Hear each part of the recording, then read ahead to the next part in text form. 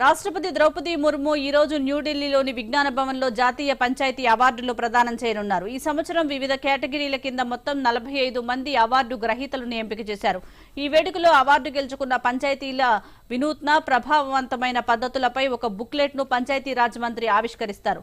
ఈ అవార్డుల ద్వారా ఇతర పంచాయతీలు ఉత్తమ పద్ధతులను అవలంబించేలా గ్రామీణ భారతదేశంలో అభివృద్ధికి తోడ్పడేలాగా స్ఫూర్తి కలిగిస్తామని పంచాయతీరాజ్ మంత్రిత్వ శాఖ తెలిపింది.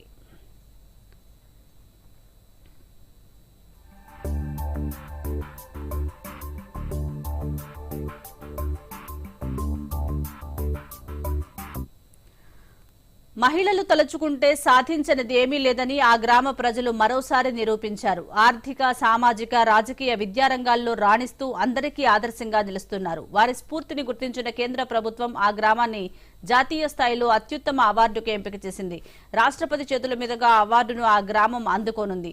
కేంద్రం అందించనున్న ఆ అవార్డు ఏంటి?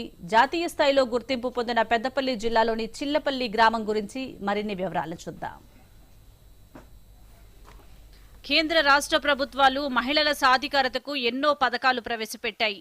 వాటిని సద్వినియోగం చేసుకుని పెద్దపల్లి జిల్లాలోని చిల్లపల్లి గ్రామం జాతీయ స్థాయిలో గుర్తింపు సాధించింది. ఆ గ్రామం నిర్వహిస్తున్న మహిళా స్వావలంబన, ఆర్థిక ప్రోత్సాహం వంటి కార్యక్రమాలను గుర్తించి ఉమెన్ ఫ్రెండ్లీ అవార్డును ప్రకటించింది.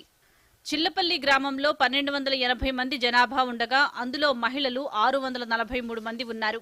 గ్రామ మహిళా సమైక్య సంఘంలో మొత్తం 33 స్వశక్తి సంఘాలు ఉండగా 335 మంది సభ్యులు ఉన్నారు.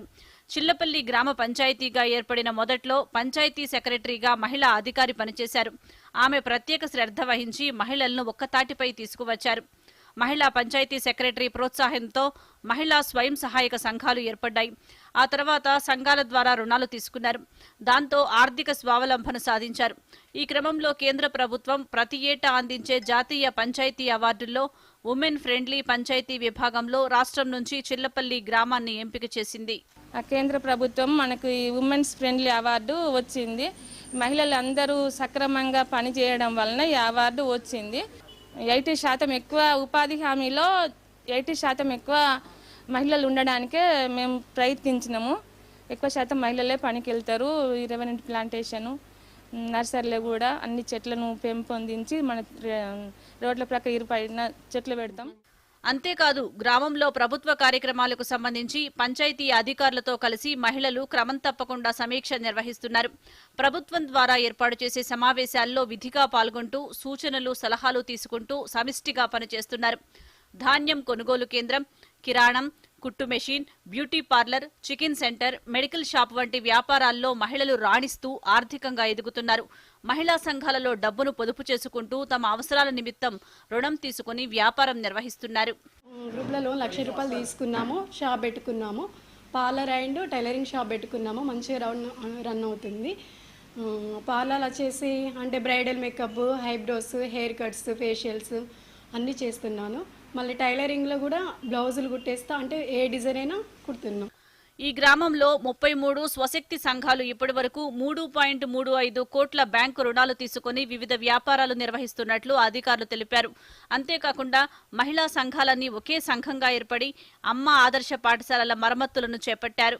మహిళలకు ముఖ్యంగా ఉపాధి హామీ కల్పించడం వల్ల వాళ్ళు మెరుగైన స్థితిలో ఉన్నారు. మా స్కూల్ టీచర్స్ వాళ్ళు పిల్లలై గర్ల్ చైల్డ్ డ్రాప్అవుట్స్ లేకుండా జాగ్రత్తలు తీసుకోవడం వల్ల మాకు మెరుగైన పాయింట్స్ రావడం వల్ల అధికారులు మా విలేజ్కి సందర్శించి మాకు ఈ అవార్డు ఇవ్వడం జరిగింది. దేశవ్యాప్తంగా 27 గ్రామ పంచాయతీలకు దీన్ దయాళ్ ఉపాధ్యాయ పంచాయతీ వికాస్ పురస్కారాలు ప్రకటించగా ఉమెన్ ఫ్రెండ్లీ పంచాయతీ విభాగంలో చిల్లపల్లికి 2వ ర్యాంకు లభించింది. దీంతో స్థానికులు ఆనందం వ్యక్తం చేస్తున్నారు. ఈ అవార్డు కింద గ్రామానికి 75 లక్షల బహుమతిని రాష్ట్రపతి ద్రౌపది ముర్ము చేతుల మీదుగా బుధవారం అందుకోనున్నారు.